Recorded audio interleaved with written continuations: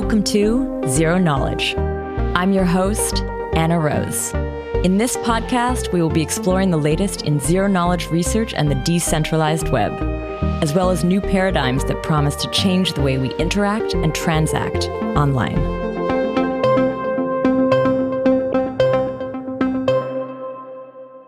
This week, Guillermo and I chat with David Tse.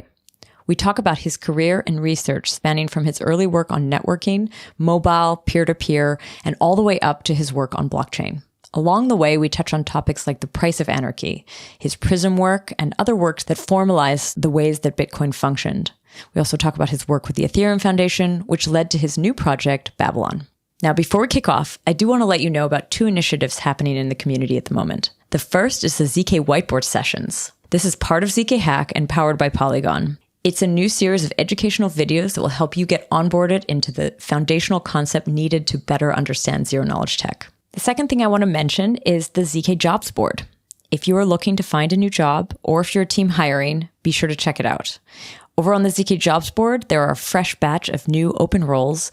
These roles are at ZK or cryptography-focused projects, like Anoma, Aleo, or Web3 Foundation. This is a great place to learn about relevant projects and the types of roles that they're looking for. So if you're looking for your next job opportunity, be sure to check it out. I've added the link to all of these in the show notes. Now, Tanya will share a little bit about this week's sponsor.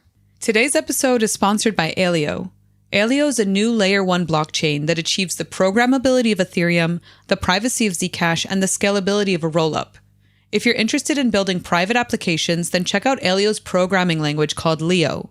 Leo enables non-cryptographers to harness the power of ZKPs to deploy decentralized exchanges, hidden information games, regulated stablecoins, and more. Visit leo-lang.org to start building. That's leo-lang.org. You can also join Aleo's incentivized testnet 3 by downloading and running a Snark OS node. No sign-up is necessary to participate. For questions, join their Discord at aleo.org/discord. So thanks again, Aleo. Now here is Anna and Guillermo's interview with Professor David Tse. So today, we're here with guest David Tse, professor of electrical engineering at Stanford, as well as the co-founder of Babylon. Welcome to the show, David. Thank you very much, Anna. It's great to be here. And for this episode, we have Guillermo joining as co-host. And actually, just a note, we're here in person. So we're doing this in person. I'm very excited that we get to do more of these now. Guillermo, this was a little bit your idea, putting this together. So maybe you can tell us a bit about what you were thinking and why you thought David would be awesome on the Zero Knowledge podcast. Yeah, so essentially, I guess David and I met kind of early on. And in particular, I've always wanted to grab a drink with David and explore exactly how he went from, through the meandering path of starting from wireless networks and information theory all the way to blockchain. And in particular, there's a lot of your papers that have received pretty high praise, and one that always comes to mind, because Tarun always raves about it, is everything is a race and Nakamoto always wins. Which is, I believe he says that there's not one paper that comes close to it in the space, and there might never be a paper that comes close to it in the space, given his current trajectory on that. But these are the kinds of things that I would love to chat about, along with a number of your more recent papers, some of them regarding Ethereum 2.0, when will the merge happen? I mean, sorry, no, I'm not supposed to ask that, actually. I think that was we the one request. The one request that we had in this episode. Don't ask I can't ask that. But otherwise, but now you just did. That's I think right. it took you about 2 minutes. Hey, I think that's a world record. I mean, and there you go. All right. So, anyways, cool. With that, I'm quite curious to kick it off. That's right. Okay, so I think we often start this with a little bit of backstory, understanding the journey to get to work on consensus blockchain generally, because you didn't start there. No. I start way back. My PhD thesis was on networking, actually. Oh. Yes, like traditional networking, or was it like wireless? Networking. So in those days, there's an interesting story there, is that that was sort of before internet became the actual internet we see now. At that time, it was not very clear on what would be the networking infrastructure that would rule the world. At risk of being terrible, what year was your era? That was so now you are trying to entice me to reveal my age, but it's okay. It's okay. So this was mid-90s. So that was when I was working on my PhD thesis. In those days, there was a technology called ATM. Now, Guillermo, Anna, your age, you probably never heard of this technology other than just thinking it's an ATM machine or something. Maybe me, though. Well, maybe I'm a little you. older than Guillermo. Yeah, Okay. actually. So ATM was a totally different way of building the networking infrastructure. Okay. It was designed by telecommunication companies. In those days, there was a telephone network, right? Remember companies like AT&T is like the telephone company. Yes. And then they thought, hey, maybe when we need, instead of voice, we have data, we should have like centralized design of the whole networking infrastructure, just like the telephone network, but just for data. Ooh. Sure. In those days, several key phone companies got together and tried to push a standard called ATM, asynchronous transfer mode. Oh, okay. Okay. And so my research was basically how to design these networks for the particular characteristics of data as opposed to voice. So that was my PhD thesis.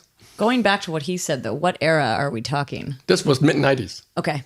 Yes, this was mid-90s. It was all the rage. Yeah. Everyone was working on ATM at that time. I was sentient. I was alive. You were there, yeah, I was actually. conscious. Quite conscious. Yes. I was not. You were not. I think. So, But the funny thing was when I was finishing my PhD thesis, okay, then this whole thing went bust. Okay? Why? Because it was completely a top-down push. right. And that's not how the internet came about. No. The internet was come from the bottom up. That's right. And so the bottom-up effort won and the top-down effort lost. And so now I'm stuck because I spent, a few years working on this PhD thesis. I proved a bunch of theorems about, large deviations. There was a mathematics I was using called large deviations to analyze sort of the performance of these networks in the face of data. And at that time, I got a job at Berkeley. So that was my first job. I thought you were assistant professor at Berkeley. Yes, I got a job at Berkeley, but there was 1 year of transitional time. I was doing a postdoc at AT&T Bell Labs. Oh, okay. So you did And work so- at Bell Labs. Awesome. Yes, so I spent that 1 year thinking, okay, now that my PhD thesis have collapsed, what should I work on? Because, in university, there's a thing called tenure that you have to right. get. That's right. And it doesn't seem like this area of ATM is going to support a tenured portfolio. And so that's when I learned about this area of wireless. right. So if you remember, in the early 90s, wireless was like these huge phones. And less than 1 million of them are around in the whole world. The Less than only 1 million. reference I actually never saw those in person, but I think on Fresh Prince of Bel-Air, at one point he whips out this like gigantic It's like a water tank, a water bottle, it's like a right? brick. Yeah, it's like Yeah. a brick. And he just holds it to the side of his You were really cool if you had Yes, it. in fact, in those days, the bigger the better. Because bang is like, They did have like car phones back then, though, did. eh? They had car phones. Yes. Were they the same technology, or were they I like believe it's a different? similar think so. technology, yes. Okay. But those days, the bigger the better, because when you sit and talking to you, and I put the phone on the table, it's like, Everyone whoa, noticed. status symbol. It's like, whoa, this guy has a brick. Massive Yes. yeah, It's a cell phone, phone. I guess. Right. So in those days, a phone is like attached to the wall, right? That's what people understand a phone. Yep. So although this is a very big brick, it's still a step up because you can actually move it around. Yeah. It doesn't have to be attached to the wall. So I would say those are mobile phone. I mean, it's kind of Not so stretching mobile it. phone. But in any case, and so those days people were thinking now of trying to develop this wireless infrastructure. But then the problem was that the spectrum for wireless is much more narrow than for wireline. So for wireline, you can communicate over many, many megahertz of right. bandwidth. But in wireless, you only have this, 1 megahertz of bandwidth. This is what the FCC allows you. That's what the FCC allows you. Otherwise, you'll be interfering with other applications like military, etc. That's right. And so the research problem at that time that everyone was interested in, how do I squeeze more bits into this very narrow spectrum? Okay. Interesting. Because at that point, people were now thinking, remember that in wireline, people were thinking about data. And so the wireless people also started thinking, hey, if the wireline has data, then the wireless, being the last hop, has to carry data as well. Yeah. And so data has much more demand on the bandwidth. So people are kind of worried. Although at that point, iPhone hasn't arrived yet. people were already quite worried that, hey, how do we going to squeeze enough bits through this very narrow spectrum? That was the after my PhD thesis. And so I was kind of lucky because during my PhD thesis, in addition to my useless PhD thesis, I've also adopted a side interest. And this side interest is in a subject called information theory. Yep. Okay. So information theory is a subject started by a guy named Claude Shannon. In 1948, he wrote this groundbreaking paper. Claude Shannon is a very interesting genius. He's very unorthodox. Although he was a professor at MIT, he almost never had any students. But he had one sort of his disciple. And his disciple's name is Bob Gallagher. Oh, yeah. And he happened to be my advisor. Okay. Okay. But at that point, he was not that interested in information theory anymore. He wants to do networking. And so that's why my PhD thesis was in networking. Interesting. But then I learned information theory from him.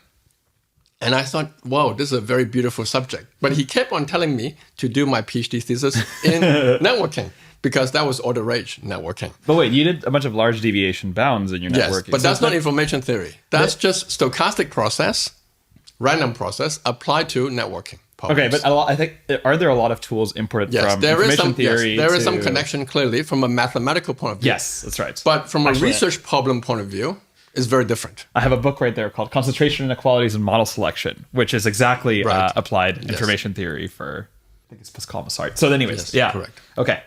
So sorry, so I actually didn't know you were Bob Gallagher's student. This is so I have two advisors. One is Bob Gallagher, one is John Sissiklis, two very smart people. One is information theorist, the other one is the stochastic process person. So that's how I learned the two skills set needed. But then, since I learned this useless information theory, but then when wireless showed up, I figured out, hey, you know what? Information theory is the theory which would tell you how many bits you can actually push into this very narrow band and what's the optimal way of communicating. And so that started my totally new research direction. And that was my first career.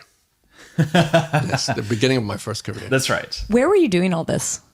So I started doing this at AT&T Biolabs. That was my postdoc.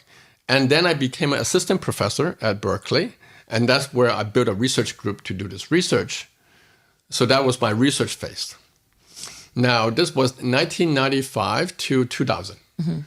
And who was your first student again? I think we'll come back to this very soon. Yes, my first student, his name is Pramod Viswanath. Okay. He's now a professor at Princeton University. Also in information theory or communication or what? Yes, he was my first student and it was in information theory. Okay. Yes. Okay. Correct. It was wireless. Okay. Yes. Right. I mean, for context, I guess, David has probably the most famous wireless textbook. It was one of the more widely used. I should say one of the is better. One of the just for political purposes, but as far as I know, it's the only one that I know, and I mean maybe of course I'm biased, also from Stanford, which we'll get to as well. But the one that is used kind of everywhere. I don't know of a single other one. It was a collaboration actually with Pramod. Oh, okay. That book. Okay, perfect. So anyway, so you've built. I built my lab. I have a bunch of very good students, super students, and we wrote a bunch of papers. But then I thought to myself, okay, I have these papers, very nice papers, winning some awards, but who's going to use it? Who's going to care about it? Is it going to make it into some cell phones or not? So then I started thinking, I said, okay, if I want to have an impact, I should go where the rubber hits the road. In other words, places where people are building this technology, not in academia. And so at that time, there was this sort of emerging company called Qualcomm. At that time, it was a relatively small company. Damn. That's right. And my advisor told me, hey, there are some cool people there. So I decided to spend 6 months, leave from Berkeley to try to see whether my research are useful in solving real world problems or I need to develop some other things to solve the problems. Okay.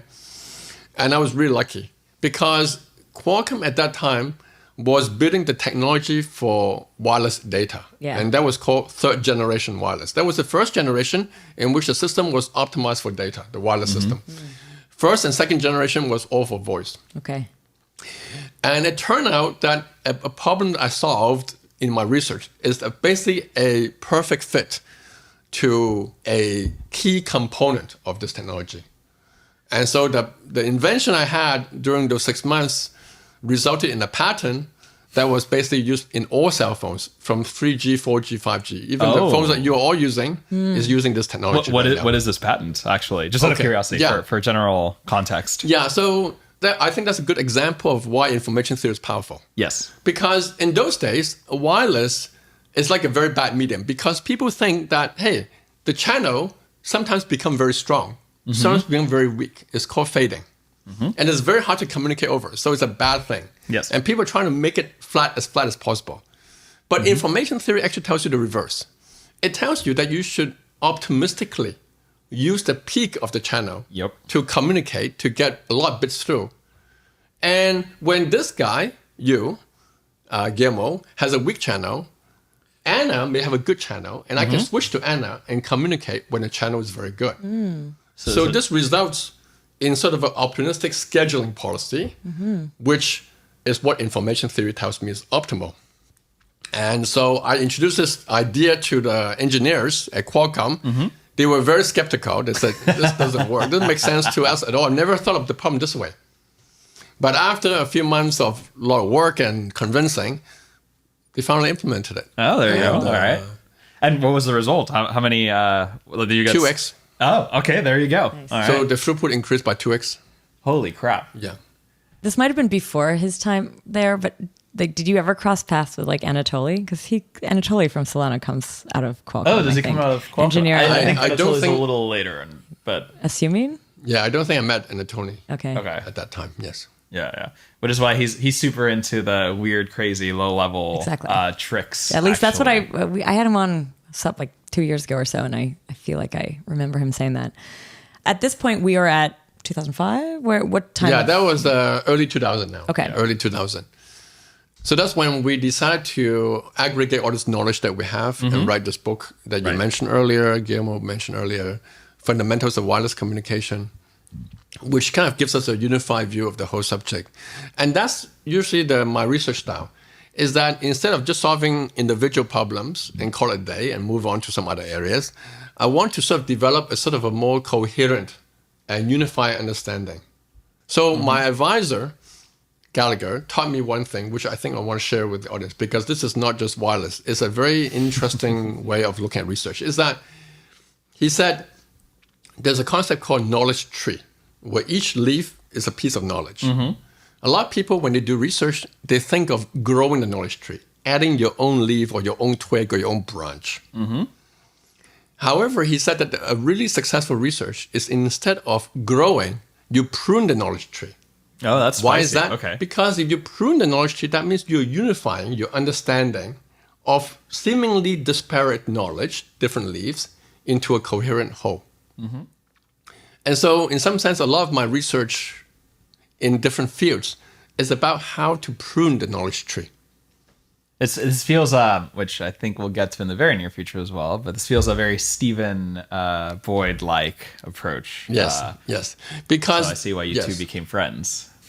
Yeah, exactly. Because, pruning the knowledge tree is very tied to the educational enterprise. Because if you want to teach something, you don't want to teach the student 10,000 different facts. Right. You want to teach them one general principle for which the individual facts can be derived, and they can go and derive new facts. That's right. And would you say, like, in an emerging space, that just hasn't been defined yet? Like, people might be, like, using some first principle, but, like, they couldn't necessarily describe it yet. And that's what you're trying to dig up, explain, communicate with those books. Yeah, exactly. So, I mean, Shannon's paper is a very good example, because communication has been around for 100 years before his paper. Communication started with the telephone in the mid-1800s.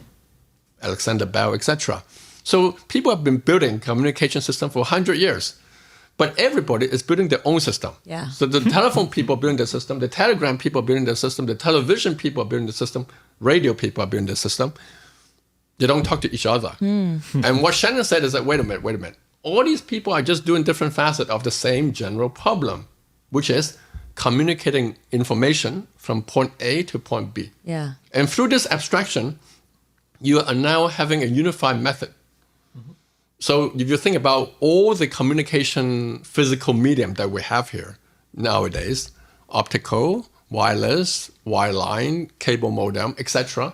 They're all designed based on the same principle. Were you interested at that time in sort of the decentralized communications happening? Because like around 2000, there was a lot of, P2P stuff happening to move information. Yes. I mean, it's moving over wires and rails that already exist. But was that interesting to you at the time? Yeah, in fact, you were asking me what we were doing after my work at Qualcomm. We spent the time writing the book.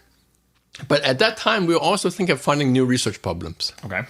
And one of the research problems that people were thinking about is now suppose you don't have a central base station, and suppose you have some emergency scenario where you have a bunch of nodes peer-to-peer.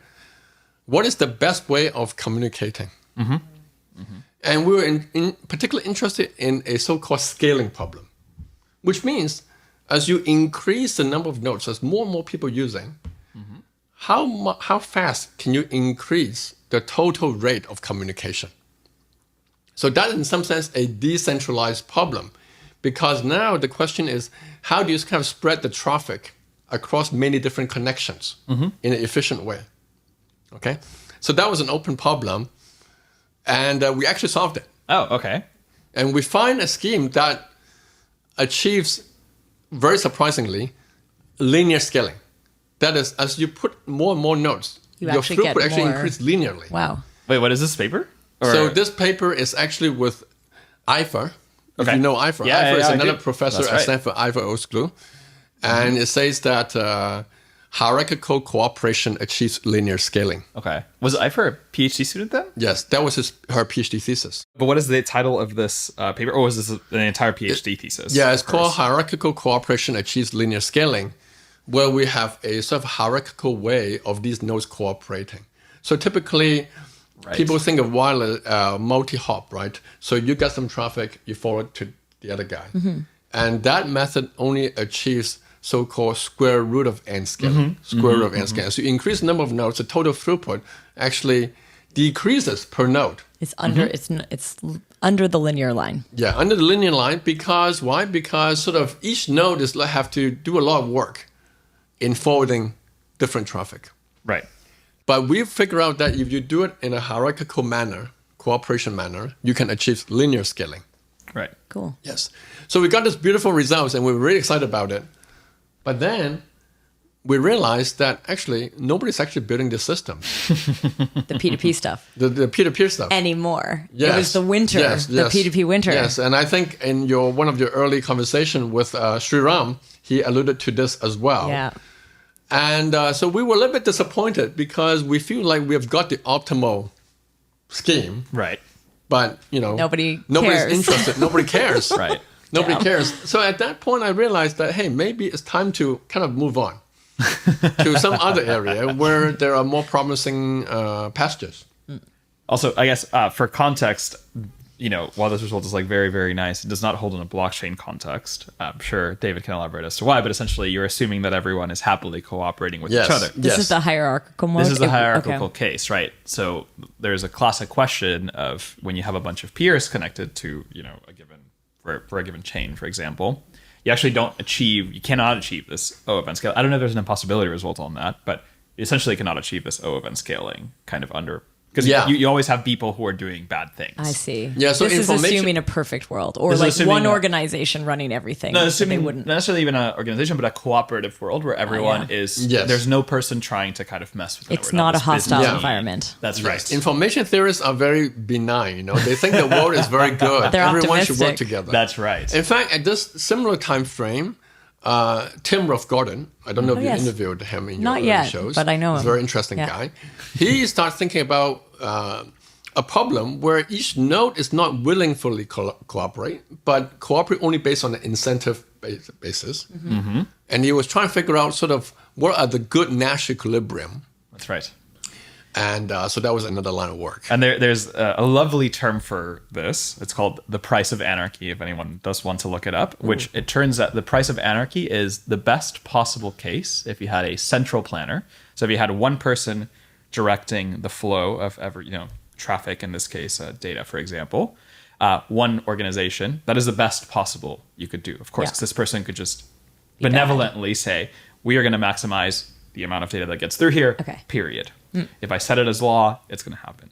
The Price of Anarchy says something a little bit different. It says, if you instead allow people to like act according to their own incentives to pass data or not, you actually achieve a suboptimal result. And the Price of Anarchy quantifies how suboptimal it is, right? It's the difference between those two things. That's right. And you can imagine there's a gap The because delta. anything that people are incentivized to do by themselves, certainly a central planning organization can force upon them, can say this is what you want to do. But on the other hand, it's not true the other way around, right? You cannot take a very nice plan and then expect it to be kind of what people call incentive compatible. You cannot expect people to follow it just by their own will, even according to their own incentives. Cool. So this is now, I guess, mid to late 2000s, right? Is that about the Yeah, timeline? it's about late 2000s. Okay. Yes. And then I believe around there, you were poached, actually, right? Or was that a little bit later? So between then and blockchain, there is another story. Okay. But I don't know whether we want to talk too much about that story because we want to get to blockchains, I guess, right? We do want to get to blockchains, but let's hear a yeah. little something about it. A quick summary would be lovely. Yeah, so information theory is basically about sort of what's the best way of doing things. So at that time, I was looking for something else, and I just happened to stumble in a random workshop at a place called Newton Institute in Cambridge, where they talk about this problem called sequencing, genome sequencing. Oh, that's right. So basically, genome sequencing is a really interesting problem. It's a jigsaw puzzle. You take a very long sequence, 3 billion symbols, that's our genome. You want to read the whole sequence from beginning to end, but nobody can do that. No instrument can do that. So what you do is you chop it up into very small fragments called reads. And then you want to sample it enough so that there's a lot of overlap between these reads. And then you sort of try to put the jigsaw puzzle together to get the original sequence. So that's the sequencing problem. And of course, that's a very important technology. That's how the human genome was sequenced in the first place. And as an information theorist, I start asking the question, okay, so you get data. You want to recover the ground truth. Well, what is the minimum amount of data I need to sample? Right? How many reads do I need to sample? Because that's an important question. Because if you can get by with fewer reads, then you can sequence more organisms, for example, using the same budget. Cool. And so we start thinking about this question, and then we provide solution to this problem, and then we develop some assembly methods to try to achieve this limit. So that was now in the early 2010s, yes. Yes. So that was our focus of our group at that time. And that kind of culminated in an interesting paper just, before we get too much into the blockchain, which I actually just pulled it up. It's Hidden Hamiltonian Cycle Recovery via Linear Programming, kind of explains all of the results you had prior. Yeah, Very that was nicely. part of the research. Right. Yes. So, yeah. It's a really cool paper, by the way. It's actually it's an insane result, which is very shocking. But essentially, that's right. It says something like, we take this problem is known to be very, very hard for computers to solve. But it turns out if you have enough samples, so if you take enough reads, it actually becomes extremely easy. And doing the silly thing of kind of putting everything together, this is called a linear relaxation, actually achieves exactly the right result, as if by magic. Yeah. So a lot of people, when they look at the assembly problem, the standard approach is on a computational basis. You want to find efficient algorithms to do it, but it turns out if you look at it from an information theory point of view, which is the minimum amount of data, it turns out it gives you inspiration directly of finding efficient algorithms to get those information limits. And that's what we were working on. So that was sort of my introduction to sort of data science, genomics. And I worked there for a few years. Now, one thing I observed about that area, though, as opposed to wireless, is that the people driving the research agenda in genomics are the biologists. People who are like me, developing computational tools, are like plumbers. They just call you in to fix They call the us plumbing. in and say, hey, man, we have this data set, or I have this application. Can you help me to actually analyze this data? And I don't know about you, but plumbers make a lot of money, so that's good. But, the status symbol is a little bit low. A little bit low. So I think the problem there is because the engineering is kind of subservice to the science. Right. And I'm primarily an engineer, not a scientist, right? Mm-hmm. I would not be able to identify the next groundbreaking biological problem to ask. Mm-hmm. I have no idea.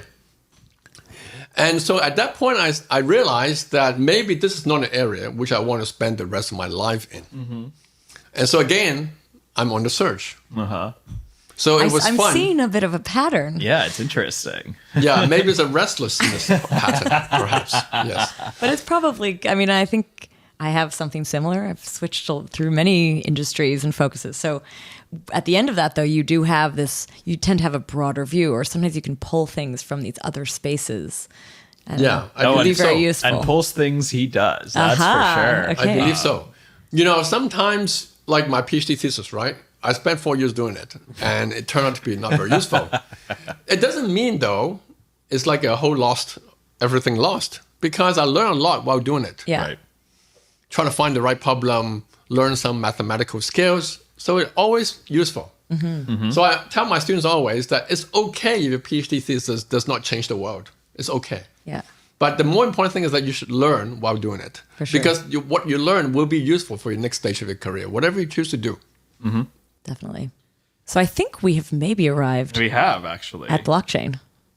Yeah. So now we're in 2018. And in fact, actually, that is, I believe, the year that we met, or did we meet in 2017? Around there, yes. We met probably in 2017. So yes. for context, I think I was your head TA for a very specific class with Stephen as well, called Introduction to Linear Algebra. Hey, that's the class I took. There you go. Not at Stanford, at McGill. Well, you should have. It would have been whatever. fun. And then maybe you would have been a mathematician then instead. If I had done it there. Yeah, yes. exactly. So that's actually where we originally met. Yes. They were co-teaching this class. Right. So that was when I moved to Stanford. Oh, you had just I moved to Stanford in 2014 time frame. Okay. 1415 time frame. And linear algebra was one of the courses I started teaching. That's right. In the first 2 or 3 years, yes. That's right. Oh, no, you're right. It was it was earlier. You're right. It was 2016 was when the course was initially taught, if I recall correctly. Yeah, I think you were still an undergraduate, if I remember correctly. I was. I TA'd that and then Convex right afterwards, if I recall. Although you did not. It was Sanjay, I believe. But anyways, okay, so digressing. So I love teaching freshmen. So that was a freshman course. I love teaching freshmen because, freshmen, they come in with very little bias. And it's great to be able to sort of engage with them at that point. Yeah. I think it's great. Yes. And actually, I'm still getting comments about that class. That class was actually what turned people into doing more math. Actually, they were like, math is not formal thinking. Yeah, formal thinking because it trains people. Even to think more generally, as like math isn't just let's prove X thing for Y reason. It's very much its own art in a way. So, anyways, that was interesting because of that. But okay, so and that this is around the time when you went down the rabbit hole, I believe. I think that's the technical term for it. If I recall correctly. And what was that first project then? What kind of triggered you working on something blockchain related? Yeah, so as I mentioned, I was looking for something new. Mm-hmm. In 2018, beginning of 2018, a certain event happened, which is Bitcoin went to the peak at that time. The peak was almost 20K, almost 20K. Mm-hmm. Nowadays, when we see Bitcoin 20K, is like the end of the world.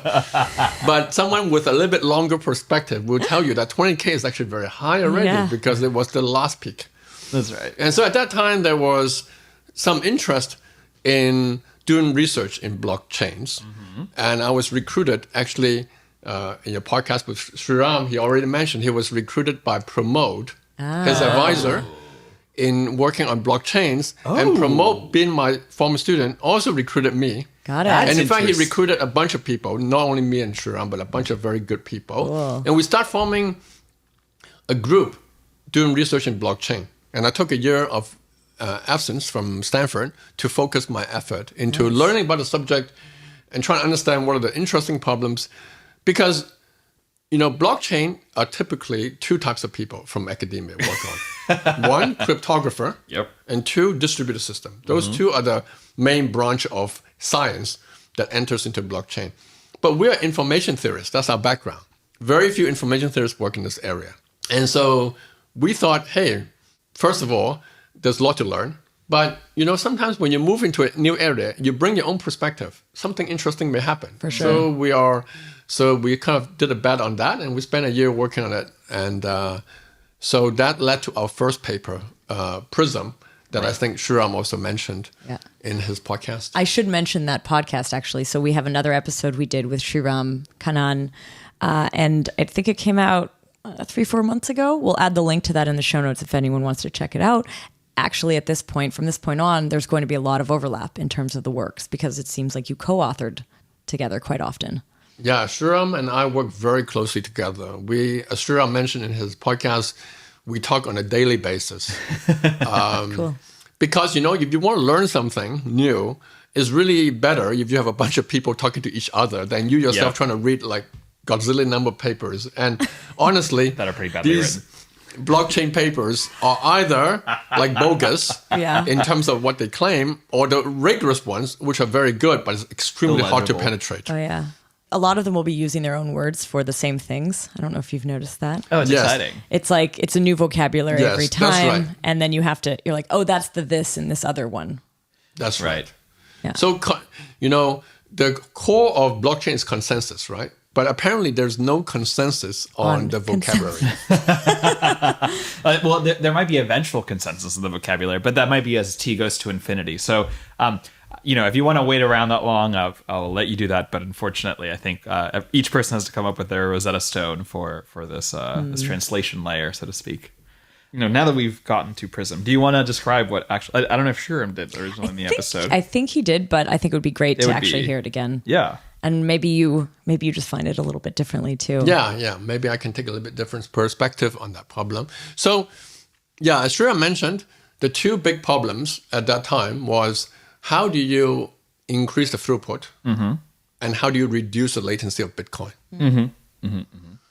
And as information theorists, we start asking, okay, all right, if you want to increase the throughput or reduce the latency, are there any fundamental limits? Right. So what are let's have a ruler to figure out what's the fundamental limit first. And then we try to figure out, okay, how far is Bitcoin from these fundamental limits? And let's see if we can bridge the gap. So first observation we had was Bitcoin is really far away from the fundamental limits. Because, Bitcoin is a distributed system, right? So a distributed system is limited by two things. One is the propagation delay of communication. Right? If all the nodes are in one place, there's no consensus issue because everyone can get an instantaneous update as to what the other guy is doing. Because of the delay, there is a split view issue. So that's one thing, the delay. Two is the throughput is limited by either the processing speed of the computer or the communication link. But both are very fast. We know we're very fast computers and we're very fast networking. Right? That was my early career. Okay, so I was sensitive to that. Right. In fact, we measure Bitcoin throughput, and we figure out that Bitcoin throughput can fit into a telephone modem from the 90s. 24. So that's 28K. Are you 28K saying then modem. That's not causing the difference? So that's not causing the limit. It's not because... Okay. See, our communication, right? Your cable modem, we're talking about hundreds of megabits per second, hundreds of megabits per second. Right. So many orders of magnitude larger. So then we start figuring out, so what's going on? Why is there such a big gap? And so that's kind of motivated Prism. It sounds, I don't know if this is at all related, but it sounds a bit to like a throwback to your Anarchy's cost or something. Oh yeah, the Price of Anarchy. Price of Anarchy, because you're comparing it to a centralized version. Right? In some sense, yes. In some sense, yes. Yes. But the Price of Anarchy result also says that the loss of performance from decentralization is not big. It's actually, it's in fact constant. Yeah, it's a constant factor. So that's what the price in a lot of result. cases. Yeah. So then the challenge is whether or not one can improve Bitcoin to get closer to those limits. And what we figure out is that Bitcoin looks like a really simple protocol, right? Mm-hmm. Very simple protocol. Everybody does exactly the same thing like everyone else, which is to mine and keep on trying to solve this puzzle to generate a block. And then once you generate a block, you work on the next block. Mm-hmm. So it looks like a really simple protocol, but it's actually packed with complexity. Mm-hmm. So this fellow, Nakamoto, or this group of fellow Nakamoto, really smart. Because if you think about it, if I mine and propose a block, right, I'm actually doing multiple things with this block. One is I'm trying to put new transactions into the blockchain. But two is I'm also voting for all the previous transactions in the previous block. Because if I add a block, that means I am increasing my trust that this is the correct history. And therefore, I'm voting for all the transactions previously in the history. So actually, I'm doing at least two things. And if you think about it, the first thing of putting transaction in is about throughput. The second thing about voting was about confirmation and therefore about latency. Oh. So to be able to solve these two problems, first I need to disentangle these two problems. Yeah. Because obviously it's hard to solve two problems at the same time. Okay? So basically Prism is about trying to break the blockchain structure into three types of blocks. One, purely for proposing. Two, purely for voting. And three, purely for carrying transactions. And by breaking into three types of blocks, we can scale up the behavior in a separate way. And that's basically Prism. Were you able to identify in that breaking also which one caused most of the kind of delta between the centralized and the regular? Like, was one of those more responsible than others for any sort of like lack of performance? Okay. So the problem of Bitcoin is that Bitcoin is kind of interesting because consensus is actually a 40-year-old problem. Okay. Right. But Bitcoin is a consensus protocol. It has no connection absolute whatsoever to all the 40-year-old protocol. But yet it's the first one that's widely deployed in some sense in an internet global scale. And so the real reason why Nakamoto could do that is because it slows down everything. Oh, you see? He just sort of didn't care about performance. Right? So if you think about a typical consensus protocol where you have 100 nodes, then everybody is voting at the same time. So there's a lot of complexity in trying to deal with, hey, many people are talking and some people may be talking bad things, wrong things, and trying to disentangle that is very difficult. Right. Nakamoto said, forget it. I am not interested in speed. I'm only interested in a very robust system that can be used on a global scale. And so what he did was he slowed down everybody so that only one person in some sense can speak at a time. And so when you try to speed it up, that's when the problem starts, because then you're confronting, in some sense, the 40-year-old consensus problem, but now you have to deal with many other issues like proof of work or permissionless that people can join. Yeah. So what we basically did was we think of, instead of having a lot of people voting, we sort of allow sort of each person to have sort of a voting chain. So each chain is still a Nakamoto chain. But now all these chains are regulated by Nakamoto problem, by Nakamoto mechanism, but yet they can simultaneously vote to speed up the confirmation. So I would say the speeding up of the confirmation was the most difficult part of the problem. Interesting. Because that was But it was the voting dimension. Yeah, the where voting you kind of dimension were was the able to most difficult. tackle. Yeah. But did you do it on each of them? So you were trying to optimize each of them. That one is the hard one. How did you do it on the other ones? Yeah, so we first solved the voting problem, the fast confirmation.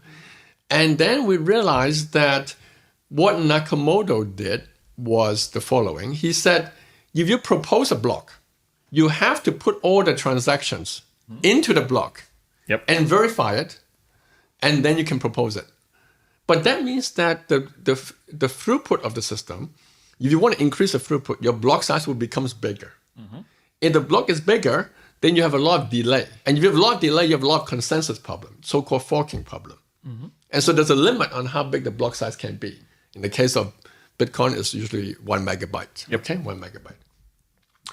And so what we said is, hey, why don't we just take the transaction out of the story and have a separate type of blocks in this transaction and just in some sense have hashes or representation of those transactions in a very small block.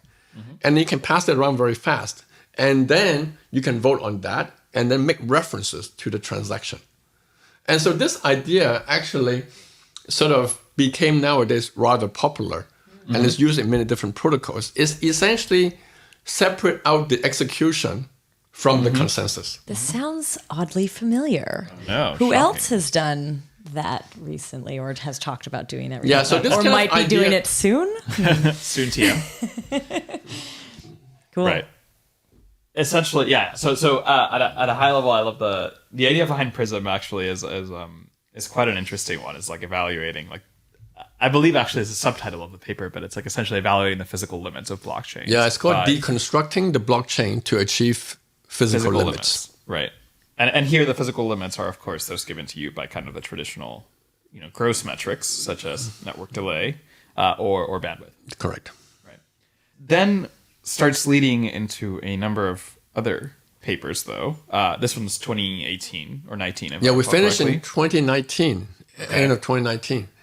So since this was the first problem that we worked on, we thought, hey, Bitcoin is the thing to improve.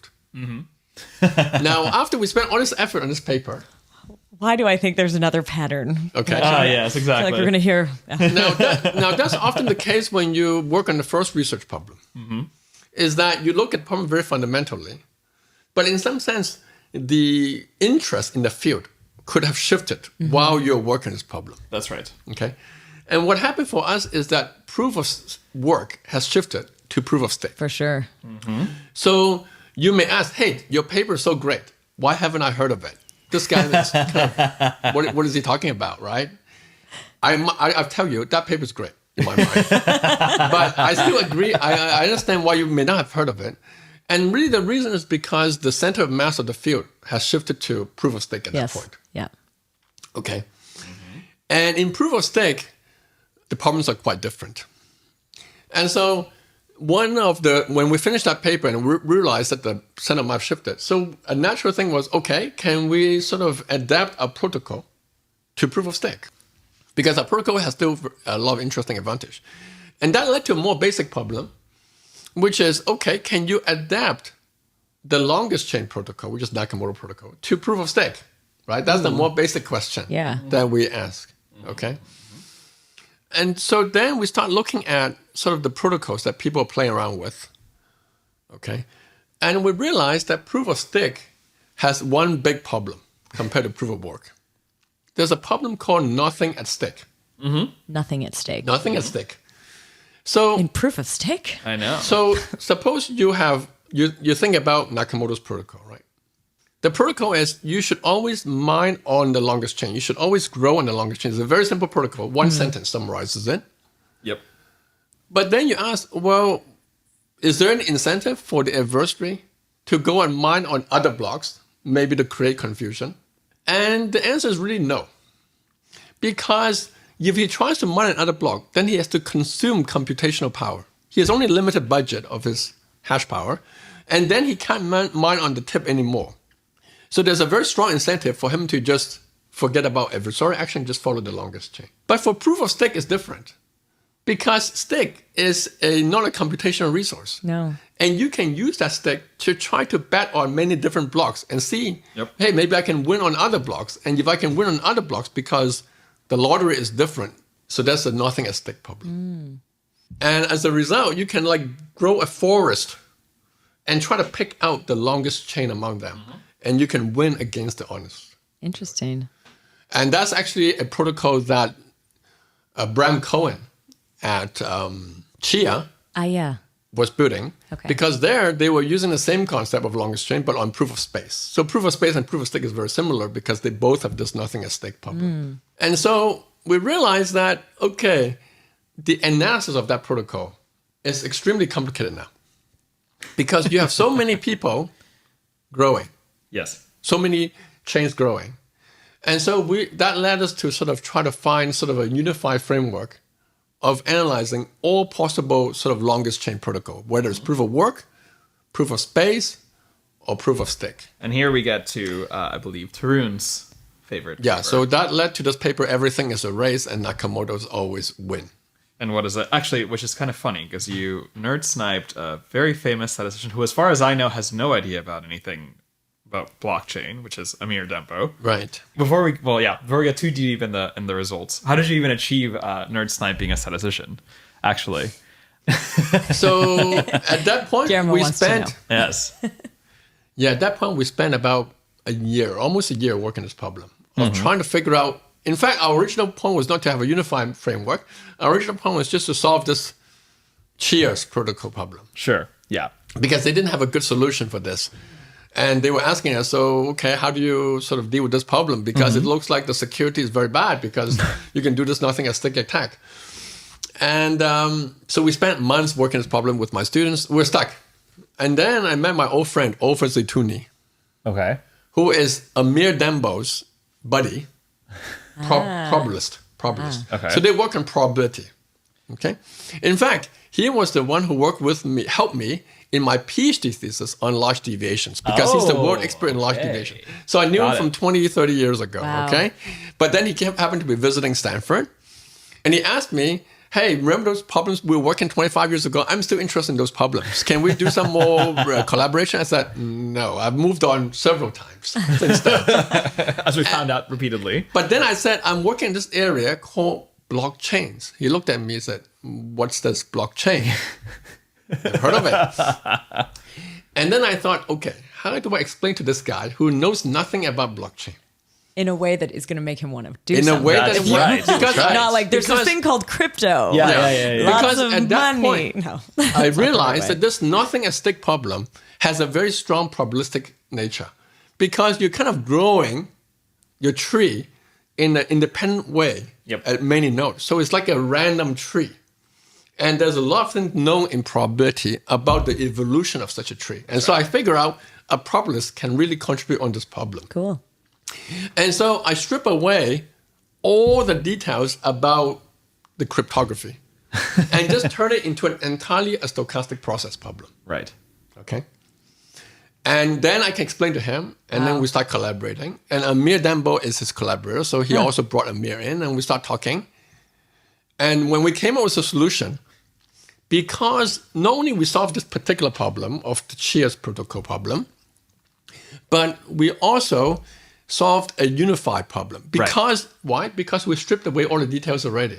Yep. So now we can apply the framework to many different types of problems. So why do we name the paper Everything is a Race and Nakamoto Always Wins? In Nakamoto's paper, there is one page of math in that paper out of 8 pages. That page of math is basically analyzing the security of this protocol through a race between the adversary and the honest miners. There is a joke that the only distribution that computer scientists know is the Poisson distribution. So there's a reason why. I Maybe it's enough already. It turned out to be by so magic. it's a race. It's a stochastic race because of the randomness in the mining. But he never showed that attack is the worst attack. And so the question is, because in consensus, people are always interested in understanding what's the worst attack. Because otherwise, if you design a protocol that just deals with one attack, what happens if someone else came up with another attack that you have not thought of yet? And so that was an open problem. So what we showed in our paper is that, in fact, it is the worst attack. Okay. No other attack is worse than this attack. And not only for Bitcoin, not only for proof of work, but also for proof of stake and for proof of space. So that was our main result. And that's why we call the paper Everything is a Race. So all the attacks can be transformed into a race. And Nakamoto always wins because they figure out intuitively that that is indeed the worst attack without being able to do the math to support it. But we did the math, basically. So that's to why prove the title. it, to show it. Yes, because you have to show. I mean, it's not trivial because the attack space is infinite dimension. After this, I know that, and stop me if there's something in between here, but I know at some point you also started to kind of work in collaboration with Ethereum. Yes. And there it seemed like, were you going back to the Prism work, or was it also coming out of this work? Just because I think of the breakdown of the consensus, like these sort of breaking apart of things, I guess. Yeah, so remember, in university, research is often curiosity-driven. So it's not like you're trying to build a startup, right? It's like, okay, I'll solve this problem. Next, I'll solve this problem. Research has the liberty of trying to sort of identify interesting problem, whether or not it's related to the previous problem you're working on. So that was now bring us into 2020. That was the beginning of the pandemic, I believe. That's right. I was teaching a blockchain course at Stanford online. And we have to find some projects to work on for the students. And at that time, Ethereum published a paper on their consensus protocol for Ethereum 2.0. Now we just call it proof of stake Ethereum. It's the beacon chain protocol. Yeah. And that was the one that they will be implementing towards the merge, okay? And then I asked my student who was doing a project, I said, hey, why don't we try to understand what this protocol is doing? Maybe we can find something interesting to work on. And then we spent a lot of time reading this protocol. It's a very complicated protocol. And one thing we observe is unlike any of the traditional protocol. It's not like Nakamoto's longest chain protocol, nor is it like a standard Byzantine fault tolerant, sort of 40 years history protocol. It's kind of a conglomeration of a bunch of ideas. And so my question for my students is, okay, two questions. One is, what objectives is this protocol is trying to achieve? So why are they building something from scratch? Why don't they just take an off-the-shelf protocol and optimize that and build it? And by the way, the student is Erdem, right? Sorry? This is Erdem? Wait, which student is this? Nusret. It's Nusret. Yeah. Sorry. Okay. Nusret is my student, so that was his project, okay? His project. And also with Joachim, another student of mine. Okay, yes. as well. Got it. And so that's number one question. Number two is, okay, if those are the objectives, can this protocol achieve those objectives? In their paper, they never actually spell out what objective they're trying to achieve. Okay? And Like so, in the Ethereum paper. That's right. yeah, the Ethereum paper. I mean, the objective is proof of stake something. Yeah, the objective is a proof of stake. They have some idea that they want to be so-called accountable. That means they want to punish people. Okay. But yet they want to share some characteristics of their Ethereum 1.0, which Right. is this notion of dynamic availability, keeps on growing. Did it also have a little bit to do with just the fact that there had to be a migration and like how to do that migration? And if you do this splitting, then it becomes a little bit, part of it can stay the same, part of it gets reintroduced. I mean, as I understand Yeah. it now, it's like Yeah. switching out consensus, basically. Yeah, I think that was original thinking, was to kind of put a gadget on top of Ethereum 1.0. Yeah. But then it sort of evolves to kind of like something very different. So Yeah. there's no such putting gadget anymore, but still the research thinking Was coming is from still there. similar. Right. And so that's kind of interesting thing about research, about engineering development, is that often you're trying to solve a problem and the problem has changed, but the thinking is still the same. And so now you ask the inventor, you say, why are you doing this? He said, oh yeah, that's a good question. It was because we were trying to solve some problem. Oh, but that problem doesn't exist anymore. Yeah. Right. Okay. And so that led to our paper. It's called Ebb and Flow Protocol. And in that paper, we formulated exactly what Ethereum is trying to achieve. In fact, we got in touch with them and said, hey, maybe these are the objectives. They said, yeah, actually, these are our objectives. So we came with these objectives. And then we realized that the Ethereum protocol is actually not secure. The one they proposed in that paper is At not that secure. time. Yeah. Okay. Yes. And we find attacks on that protocol. So that's the second thing. And the third thing is we constructed a protocol that actually is secure and also achieves the objectives that we dictated. Who's the we in this at this point? Yes. So this is with Nusret and Joachim. So Your students and Nusret yourself. Tas and Joachim Nur. Cool. So those are the two students at Stanford in my research group. Got it. I guess you looked at it, shared a lot of these results. Did it change it? Has it changed due to that? Yes. So as a standard in security, when you find attacks, you should talk to the You disclose protocol them. people, right? Right. You don't go and say, oh, okay, so, all right. Go for it. Build it. Go for it. Yeah. I'll be Right? first. Yeah. So we engaged them and then we started a collaboration. So one thing we found was together with them, we found even more attacks. Oh, wow. Okay. So the first step was, in fact, we have a paper collaborated with Ethereum Foundation called the three attacks. Yeah. So two of them we found, one of them they found. Okay. Who are you working with primarily there? Was it with like Justin and Yeah, Justin, Dankrad? Duncrat, and there was a group of younger people. Okay. And we have bi-weekly meetings to talk about ideas. And we realized that there were more attacks. And so we proposed a few things to try to improve the protocol. And it's still ongoing work, really. It's still ongoing work, I think, yes. But what were, so like changes, I guess you proposed some changes, shared disclosures. Did it change the design or was it more like the fixes? design changed. Design changed, yes.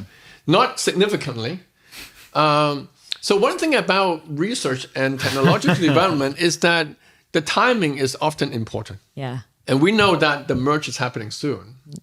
And there are 10 client teams working on this, implementing this new protocol. So it was a little bit hard to make very big changes in the short time scale. For sure. So I think our contribution was to identify some problems that they could look at and have some short-term patch, but at the same time come up with longer-term design that they could swap in maybe at a later point of time. Maybe not the merge, but maybe beyond the merge. Got it. So that's what we are working on right now. Cool. Nice. So the project that you are also co-founder of, Babylon, I think we need to understand what, like, is there a link between the work you did with Ethereum and that? And we should learn a little bit about it, actually. Yeah. So there's no link from a deployment point of view. Okay. But there is a link from an academic, intellectual, or from a research point of view. So let me explain that a little bit more. To do that, I need to explain a little bit more about our solution to the objectives that Ethereum 2.0 was trying to achieve. Okay, so the objective there was trying to achieve two objectives. One is they want dynamic availability. That means they want the chain to keep on growing no matter what the participation rate is. I think Sriram already discussed quite a bit of that, so I won't elaborate too much.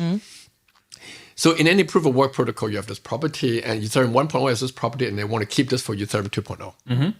But at the same time, they want to achieve a property called accountability, which means that if you commit a crime as a validator, you can be punished. Ethereum 1.0 or Bitcoin doesn't have this property. They want this for Ethereum 2.0. And in fact, that was one of the things that proof of stake can potentially give. And they want to exploit that.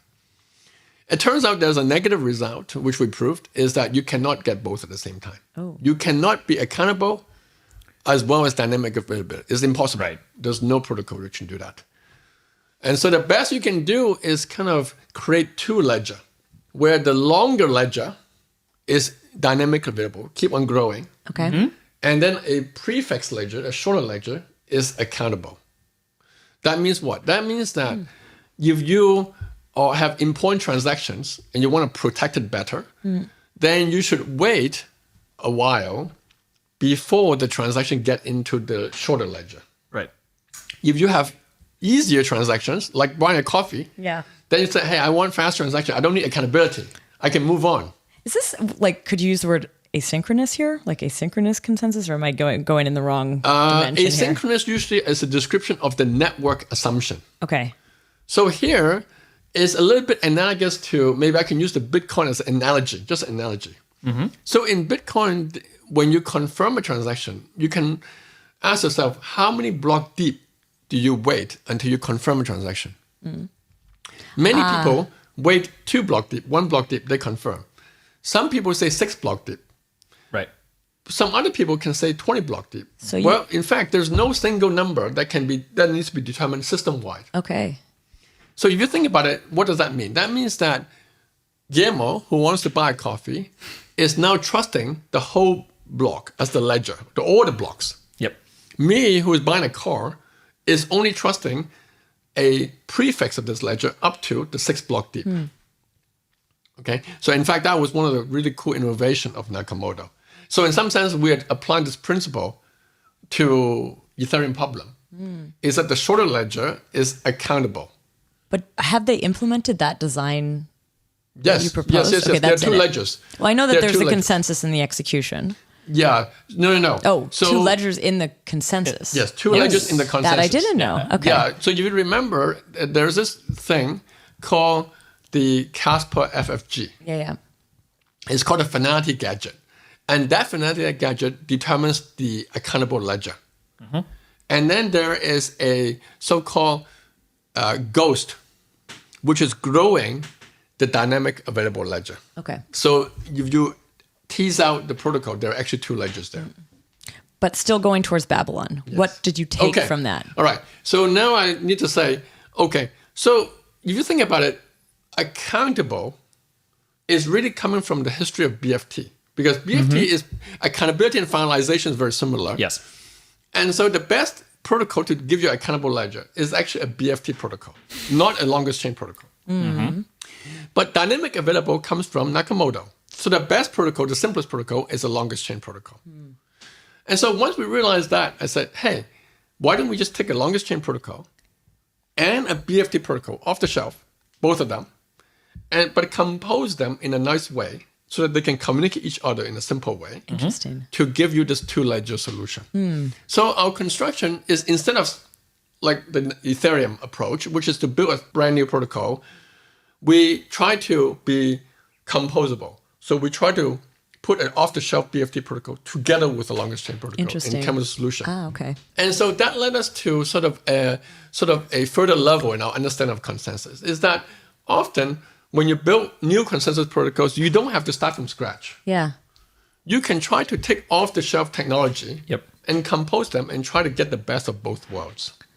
So was this the first time, I mean, in the work you had been doing previously, you weren't really working on consensus specifically until, I guess, Prism, or would you say you were? No, I've never worked on consensus. Okay. Do you still say you don't? Because I mean, I'm working on consensus now. Okay. Okay. Now it's No. The area that I work in blockchain is consensus. Perfect. Okay. That's the area I work in.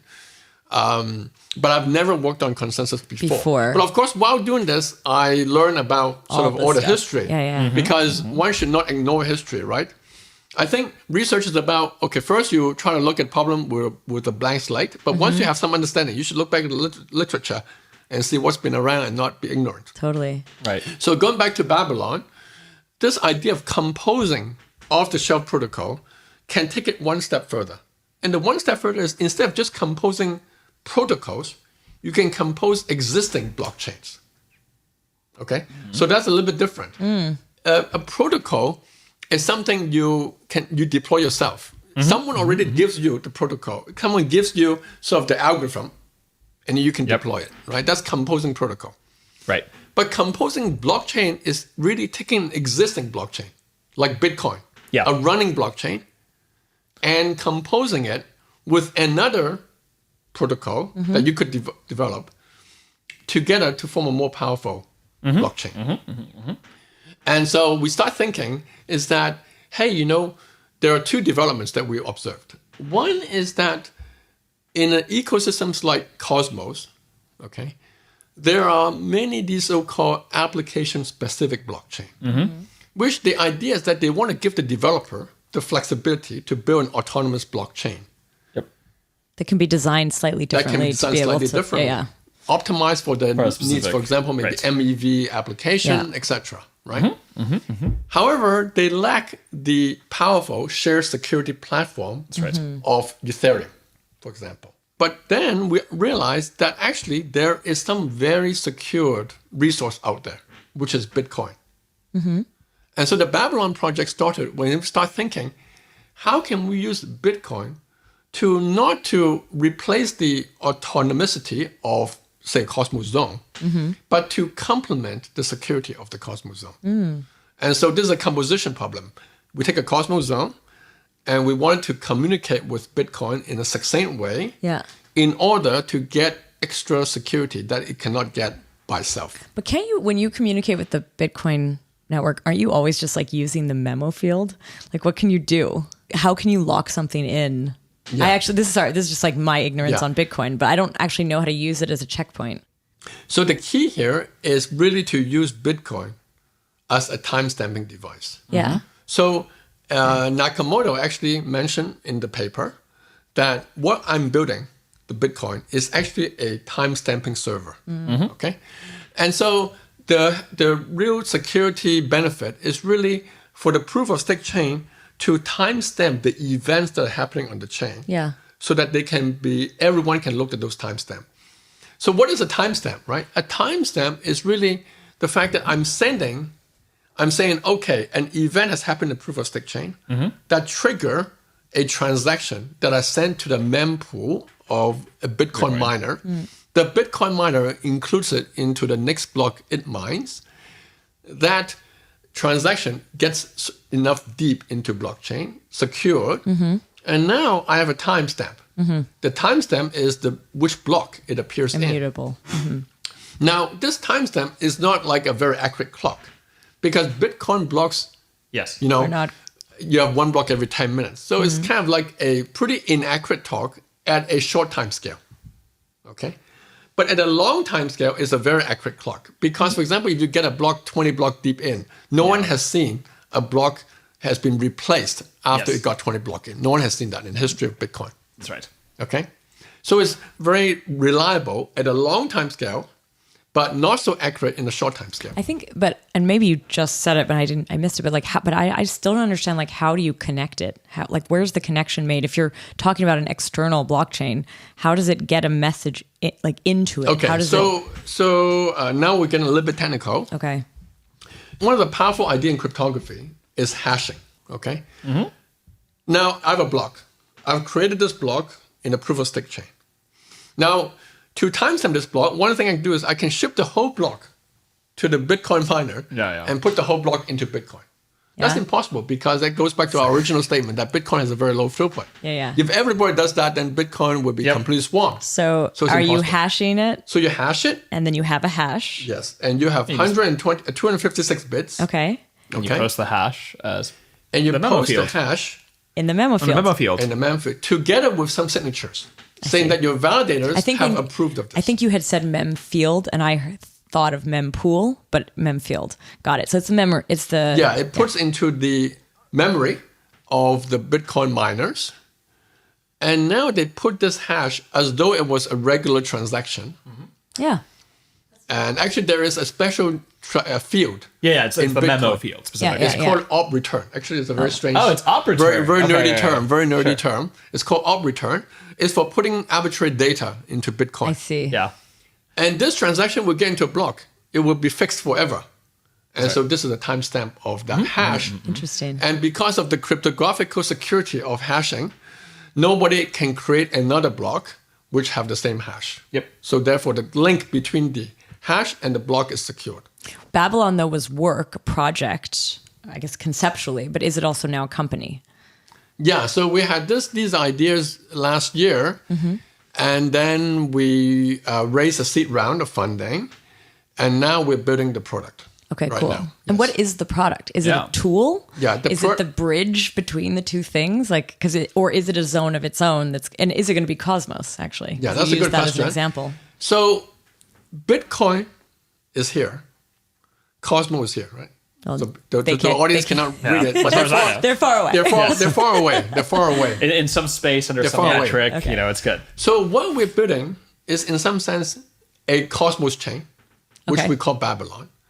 And this Cosmos chain is like a connection between Bitcoin and all the other Cosmos IBC, chains. basically. I guess you're going to be IBC enabled. Yeah, So so- you're like, but just to Bitcoin using this particular technique for Yeah. time stamping the So- hashes. So the thing is that time stamping has to be done in a smart way because Bitcoin is very limited space. Yeah. So our technology sort of optimized this time stamping. Yeah. And then we use IBC to communicate with other Cosmos zones. Oh, nice. And they can go through to sort you. of bridge the security. Yeah. One way you can think about it is that, bridging is about often bridging token from one chain to another. What we're doing here is we're bridging security. Would you almost call it like, okay, it sounds a little bit like a roll up on Bitcoin that's IBC enabled. Would that be at all fair? I know roll ups have a different thing, and I've done, I just did an episode about actually the comparison of like roll ups to bridges and stuff, but maybe roll up's the wrong word, but it's like deeply connected to the Bitcoin world. So it does have some similarity roll up. That's right. So one way of thinking about Babylon is aggregating many checkpoints from many proof of stake chain Yep. and represent that by one checkpoint efficiently into Bitcoin. Right. So in that sense, you can think of a rollup can do this job. But we decide to use the Cosmos chain as our infrastructure to build this instead of a rollup, because actually Cosmos SDK is a much more mature technology than building a rollup. Number one. Number two is that IBC is already an established technology between different Cosmos chains, so we can immediately leverage that. Yeah. So I think that's why we chose as an implementation platform a Cosmos chain. But I do agree from a functionality point of view, it has some similarity as a rollup. Although I guess the different, like there is no transfer of like token though. It's Yes, not, there's no settlement. you're not locking on one Yes. side. Okay, Right. so The more technical term is that we are not using Bitcoin as a settlement layer. I see. Right. That's right. That's right. So Correct. There's no transfer of token. Okay. So here's actually a quick question. So when let's say I were to have a Cosmos ecosystem and chain, right? And I go and I want to have this checkpointing. Actually, even just this is a very technical question, but so what do I pay you specifically? A, and B, how do you actually how do you even bid for the transactions for the Bitcoin miners? So that's a non-trivial problem as well, right? You have to have some, To be included. You to be actually included, have to, you have to do you have have to pay for that? So yes, right, in Bitcoin. Yeah. So first of all, Babylon, the chain, has to pay Bitcoin. That's right. To get the checkpoint in. Yes. But that's the business between Babylon and Bitcoin. No, right? of course. But somehow it has to get translated to people who are, paying you for the service. So that's right. That's our cost basis. Right. From a Babylon point of view, right? Right.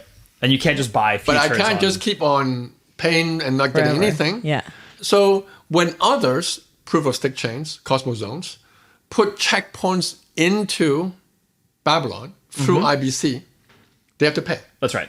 Actually, is there anything else that you want to share about Babylon? Maybe where it's at, or like if you have any sort of roadmap? Yeah, so maybe a few words. So right now we have a engineering and research team. The researchers mainly come from Stanford. I was saying. Not surprisingly, the engineering team is really good layer 1 engineers around the world. So we have 5 engineers working for us and 3 or 4 researchers. That's our team right now. We are working towards a demo at Cosmoverse. So I don't know if you're going or I not. would love to, but there's so much travel this fall. Yeah, It's going to be. It's Medellin. It's like 3 Yeah, weeks it's in before Medellin. DevCon. That's right. Yeah. Is it Medellin? Oh, wait, that's right. Because that Yeah. was in Medellin, and then ECC is in Bogota. Bogota, right? yeah, I think so. Or DevCon. Fuck, Yeah, sorry. yeah.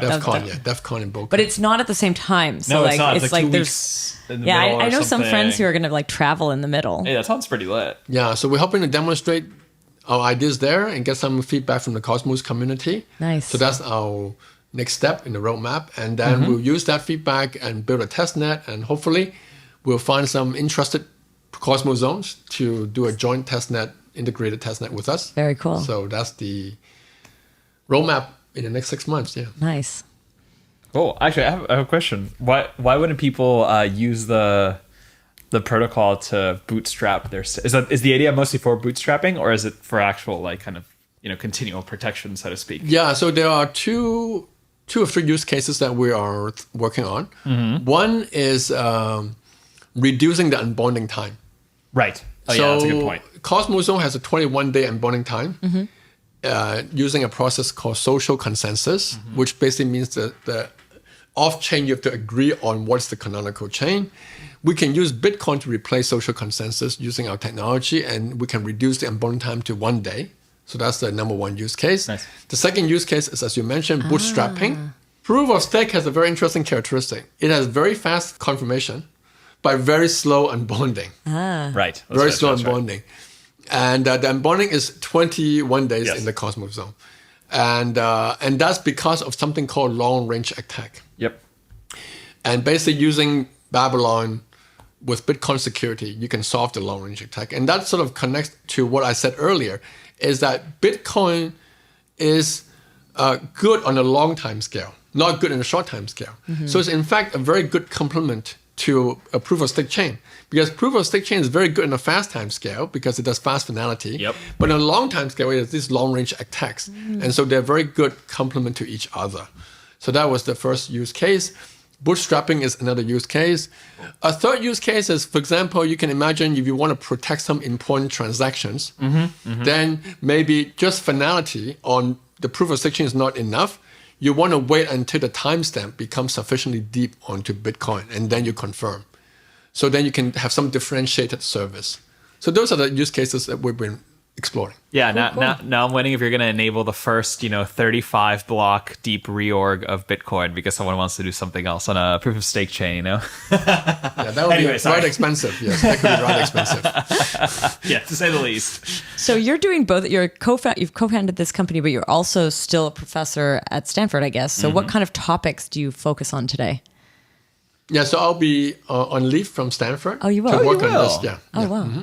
So in some sense, a lot of my research right now is kind of focused around this idea of sort of how do you leverage off sort of different blockchain characteristics to get security. For example, here's a research problem we're looking at, not necessarily tied to Babylon, but sort of motivated from Babylon is, okay, I talked about checkpoint to Bitcoin, right? But maybe you can checkpoint to multiple chains. Why only one chain? Maybe you can checkpoint to Bitcoin and Ethereum and Cardano, right? Yeah. And you can say that, hey, maybe as long as the majority of them are secure, then your protocol should be good. So that's kind of a research problem that we're working on right now, sort of motivated from sort of this idea of borrowing security from other chains. Do you have your own consensus as well? Are you using Tendermint yourself under the hood? Tendermint, yes. Okay. So again, right, the research is about sort of combining sort of off-the-shelf protocol. Yeah. So therefore, we're not inventing any new component. Yeah. Bitcoin is Bitcoin, Tendermint is Tendermint. So we're just trying to integrate them in sort of a meaningful manner to get the full security benefits of both. Very cool. Well, congratulations on the move, the switch from academia. This is the first time you found... Yeah, it's the first time, yeah. Cool. You're kind of already vaguely familiar with the how the whole spiel goes. You went to work for Qualcomm for a bit and That's stuff. right. Although I think this is probably going to be slightly longer. Yeah, so Maybe. in the early days in wireless, oftentimes it's done by bigger companies. Yeah. Like Right. So to impact industry, you kind of have to work with them. It sounds like we'll be seeing you around the Cosmos events too. That's cool. Yeah. That's going to be That's fun, the world that actually. I've been spending time in. Really? Validator, ZK Validator. Right? We're there. That's your another hat. Another hat. There's a Right. couple hats. One of the many, actually. One of the many. A couple, I would say. Guillermo's there's wearing a so many. ZK Hack shirt right now, am. which is another hat. There Yes. you go. There's a So- couple. Which couple the audience orgs, cannot see. which they cannot see, so I told them. Thankfully, unfortunately.